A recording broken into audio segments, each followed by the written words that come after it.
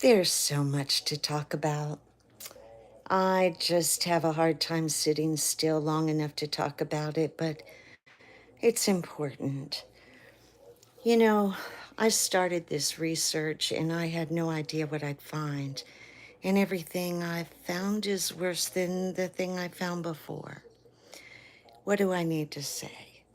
I need to say that, first of all, this country or nation or group of people represent us are nothing like they aren't.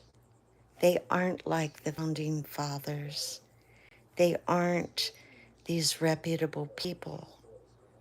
We are under the hand of a global elite, a small group of people that have been in control since the very beginning for years and years and years.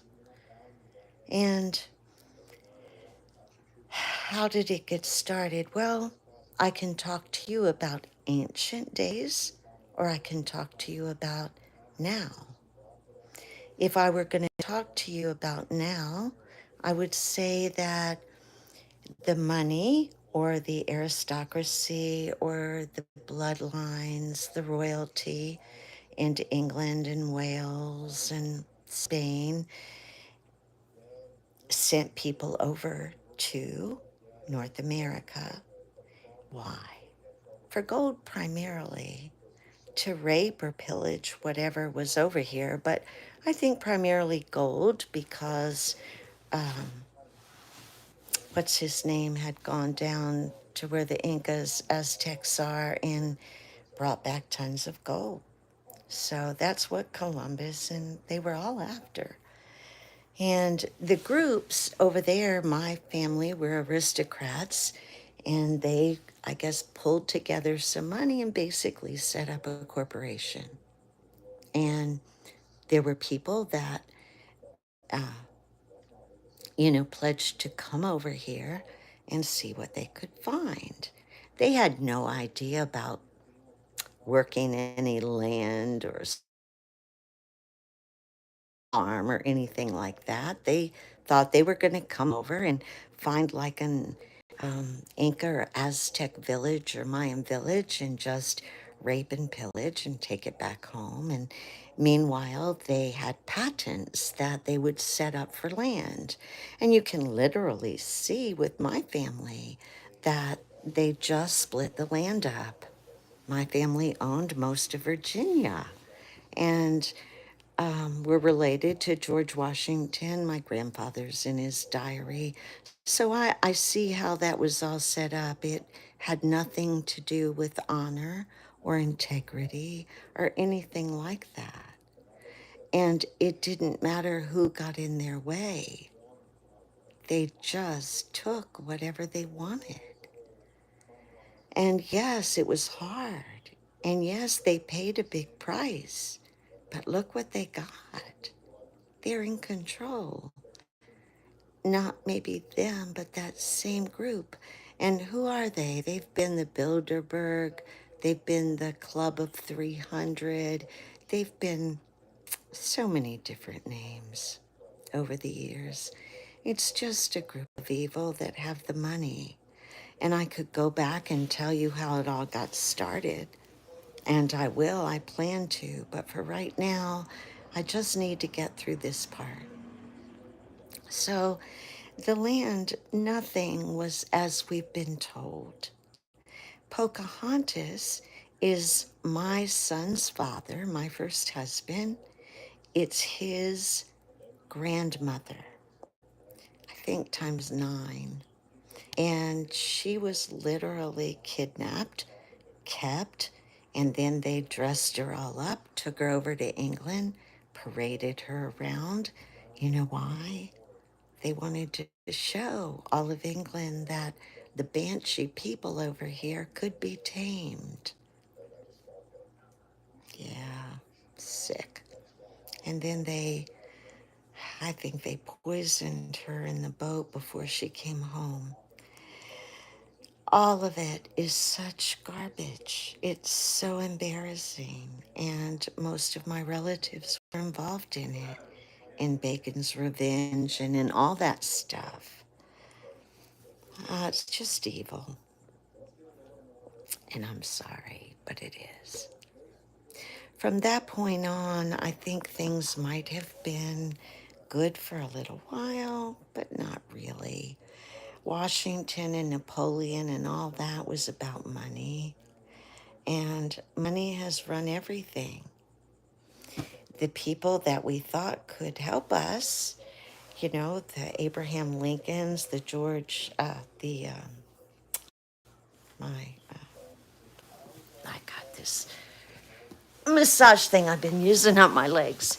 Um, the George Washington, um, you know, who knows? The intent, I don't believe was honorable, not whatsoever. From that point on, the industrial age, the 1900s, well, let's go back. In 1871, the District of Columbia, that's why that was all kind of set out separately. And so that we're here, I can cut off. We're here to make money so that we can pay taxes, so that we can do the work, and also fund the military operations that go around the world and take what they want. Yeah. And Vietnam. I mean, what Roosevelt did in the name of humanity is throw up material. He made parks so he could hijack all the artifacts and history and hide it away. Shit. That was made up by Jews themselves. No wonder they're the chosen people, and that's a whole story in itself. But Roosevelt was probably the creep of creeps, and then, you're led into Hoover and the CIA and all the ugly, ugly stuff that they did in the name of science and the bomb. And then, of course, you don't know, but the mustache man tried to convince the Churchill guy to talk so many times, but the Churchill guy needed to be in the war for money. And that's how that happened. There's so many ugly, ugly deceptions. They've changed our books. I've got so many copies. They've changed the maps, the calendars. You can't find integrity in anyone's name because most people had three names. And throughout history, they changed them based on what was accommodating their purpose. Most of our ancient history comes from Egypt, which is corrupt as hell. Every pharaoh could use their name or their priestly name or their father's name if their father died before they were put in office. And Caesar and Aristotle, all of those are so many fakes and pen names. And Josephus, the guy that tells us about Jesus, he wasn't real. It's a riot.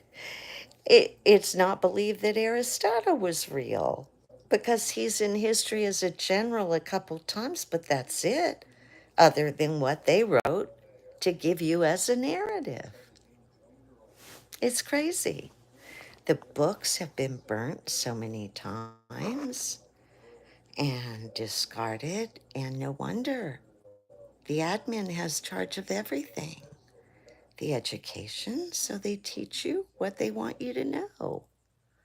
And what they don't tell you is that it's all for an evil purpose, for money and power.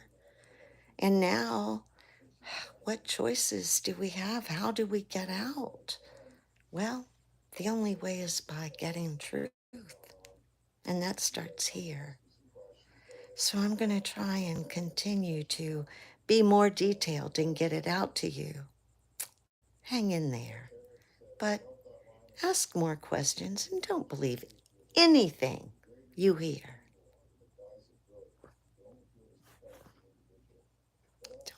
to stop it.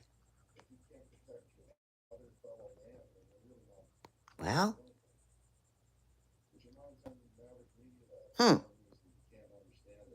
am I done?